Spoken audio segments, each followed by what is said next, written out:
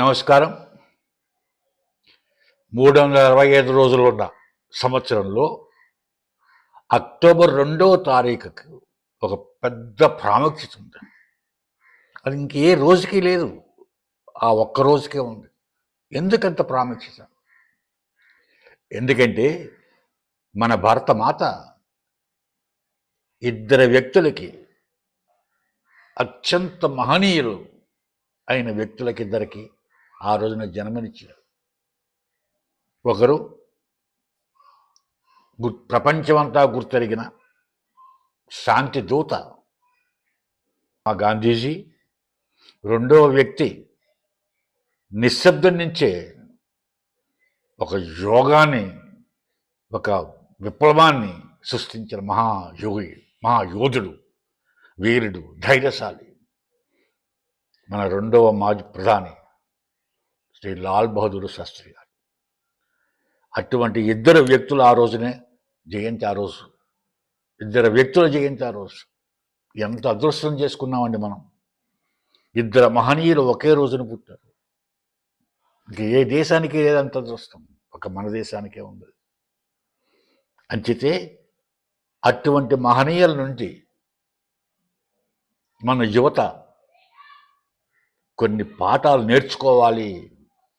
వాళ్ళ ఆదర్శాల గురించి, వాళ్ళ ఆశయాల గురించి మన యువత తెలుసుకోవాలి అన్న ఉద్దేశంతో నిన్న గాంధీ గారిపై ఒక వీడియో చేశాను. ఈరోజు మన లాల్ బహదూర్ శాస్త్రి గారిపై వీడియో చేస్తున్నాను. అంచేత ఈ వీడియో శాంతం అందరూ చూడండి. నచ్చితే నచ్చినట్టు లైక్ చేయండి, నచ్చకపోతే కూడా డిస్లైక్ చేసి కామెంట్స్ మాత్రం చేయండి. నచ్చినా నచ్చకపోయినా కామెంట్స్ చేయండి. అలాగే సబ్స్క్రైబ్ కూడా చేయండి. ఇంకా అసలు విషయానికి వస్తే గారు, ఆయన గురించి సువర్ణాక్షరాలతో లిఖించబడిన చరిత్రలో సువర్ణాక్షరాలు నేటి తరానికి దేశభక్తి, నిబద్ధత మరియు నిజాయితీకి ఆయన ఒక నిలువెత్తు నిదర్శనం. నిజమైన నాయకుడు ఆయన, నిజమైన నాయకుడు, నిష్కళంకమైన నిజాయితీ. లాల్ బహదూర్ శాస్త్రి గారి గురించి చెప్పాలంటే ముందుగా ఆయన నిష్కళంకమైన నిజాయితీ గురించి చెప్పాలి. అధికారం ఆయనకి అలంకారం కాదు, అదొక బాధ్యత మాత్రమే. శాస్త్రి గారు పదవిని కానీ అధికారాన్ని కానీ ఎప్పుడు వ్యక్తిగత లాభాల గురించి ఉపయోగించలేదు. ఆఖరికి ఆయన కొడుకు ఒకసారి కారు వాడితే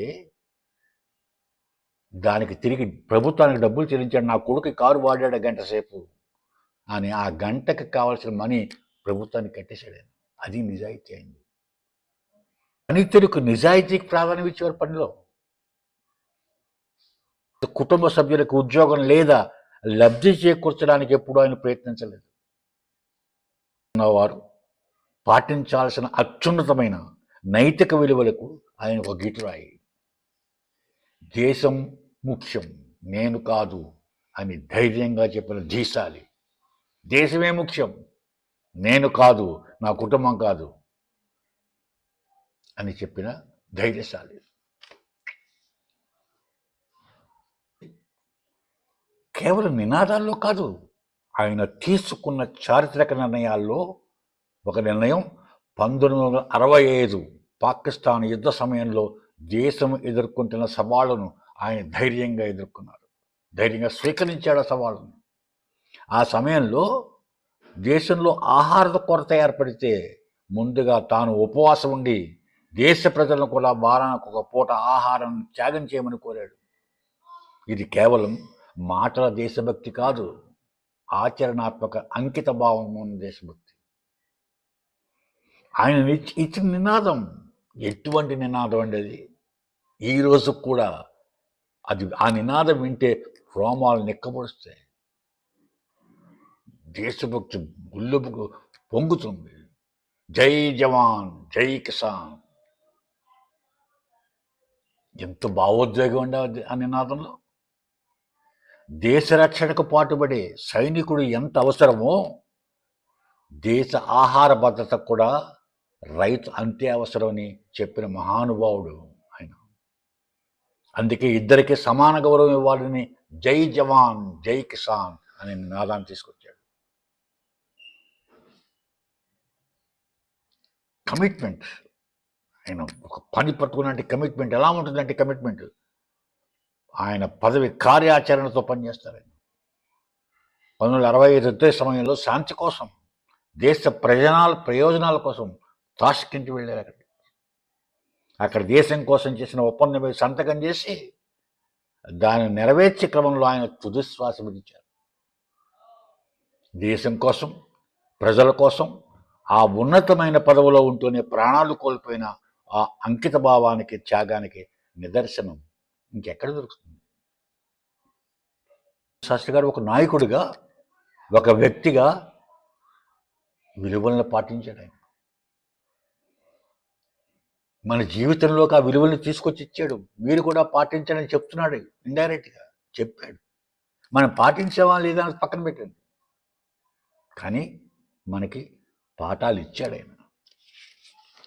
ఈ రోజుల్లో రాజకీయాల్లో, ప్రభుత్వ వ్యవహారాల్లో విలువలు పడిపోతున్నాయని విమర్శలు వస్తున్న తరుణంలో ఈ నిజమైన నాయకుడి గురించి చదవడం మనకు చాలా అవసరం. లాల్ బహదూర్ శాస్త్రి గారు చూపించిన మార్గమే అసలైన నాయకత్వానికి దారి చూపిస్తుంది. నిజమైన నాయకుడు అంటే ఆడంబరం కాదు, అధికారాన్ని ఉపయోగించి ఆస్తులు పోగు చేసుకోవడం కాదు. నిజమైన నాయకుడు అంటే నిజాయితీ, నిబద్ధత, అంకిత భావం. అవే అని నిరూపించిన నాయకుడు లాల్ బహదూర్ శాస్త్రి గారు. ఆయన చూపిన మార్గాన్ని మనం కూడా అనుసరించి మన చుట్టూ ఉన్న సమాజంలో కూడా నిజమైన నాయకత్వాన్ని ప్రోత్సహిద్దాం. ముఖ్యంగా యువతకు తెలియపరచాలి మనం. ఇది మన బాధ్యత, వృద్ధులుగా మన బాధ్యత. యువతకు చెప్పాలి. నేను ప్రభుత్వం వారిని కోరుతున్నాను, ఫస్ట్ క్లాస్ నుంచి డిగ్రీ వరకు ఒక స్వాతంత్ర సమరయోధుల యొక్క చరిత్ర పాఠ్యాంశంగా పెట్టాలి. ఫస్ట్ క్లాస్ డిగ్రీ అంటే 15 సంవత్సరాలు. సంవత్సరానికి ఒక నాయకుడి చరిత్ర, బయోగ్రఫీ, అది పాఠ్యాంశంగా పెట్టండి. అంటే 15 మంది యొక్క చరిత్రలు చదువుతారు పిల్లలు ఆ 15 సంవత్సరాల్లో. కనీసం దాంట్లో 25%, 25% ఆదర్శాలు, ఆశయాలు నేర్చుకుంటే చాలు యువత దేశాన్ని బంగారంగా మారుస్తారు, దేశాన్ని బలమైన దేశంగా మారుస్తారు. అంతే దయచేసి ప్రభుత్వం వారు స్వాతంత్ర సమరయోధుల చరిత్ర బయోగ్రఫీలు పాఠ్యాంశాల కింద పెట్టండి. డిగ్రీ వరకు ఉండాలి. ఏదో హై స్కూల్లో చెప్పడం కాదు, అక్కడొక లెసన్ అక్కడో లెసన్, అలా కాదు. ప్రతి ఫస్ట్ క్లాస్ నుంచి డిగ్రీ వరకు ప్రతి పాఠ్యాంశాలు ప్రతి సంవత్సరం కూడా ఒక లెసన్, ఒకరి గురించి, ఒక నాయకుడి గురించి ఒక పాఠ్యాంశం ఉండాలి, బయోగ్రఫీ ఉండాలి. అది చాలా అవసరం. ఇప్పుడు ప్రస్తుత యువతను చూస్తున్నాం. నేను కూడా వీడియో చేశాను. మత్తు మందులకి, లిక్కర్కి, గాంజాయికి అలవాటు పడిపోయారు. వాళ్ళని ఎలా మారుస్తాం? వాళ్ళని ఇటువంటి నాయకుల యొక్క చరిత్రలు చదివించాలి వాళ్ళ చేత. స్కూల్స్లో, కాలేజెస్లో, జూనియర్ కాలేజెస్లో వాళ్ళకి నేర్పాలి ఈ నాయకుల యొక్క ఆదర్శాలు. అప్పుడే వాళ్ళలో కొద్దిగా మార్పు వస్తుంది. కొద్దిగా మార్పు వస్తే చాలు, అది పెద్ద మార్పు అవడానికి ఎంతో సమయం పట్టదు. ఇక దయచేసి ఆ నాయకుల యొక్క జీవిత చరిత్రను పాఠ్యాంశాలుగా పెట్టి, ముఖ్యంగా లాల్ బహదూర్ శాస్త్రి గారు మహానుభావుడు, యోధుడు, వీరుడు, ధీశాలి. అటువంటి చరిత్ర మనం చదవాలి, మన పిల్లలు చదవాలి, నేర్చుకోవాలి ఆయన నుండి. చనిపోయినప్పుడు కూడా ప్రధానమంత్రిగా చేసి చనిపోయిన సొంత ఇల్లు సంపాదించిన నాయకుడు ఆయన, నిజాయితీ. ఇప్పుడు గ్రామ సర్పంచ్ కింద పనిచేసిన వాడు చాలు బిల్డింగ్లు 2-3 బిల్డింగ్లు కట్టేస్తున్నాడు. ఇంత తేడా. అంచేత ప్రభుత్వం వారు ఇటువంటి మహానుభావుల యొక్క జీవిత చరిత్రలు పాఠ్యాంశాలుగా పెట్టి యువత మార్పుకి నాంది పలకండి అని కోరుకుంటున్నాను. జై హింద్.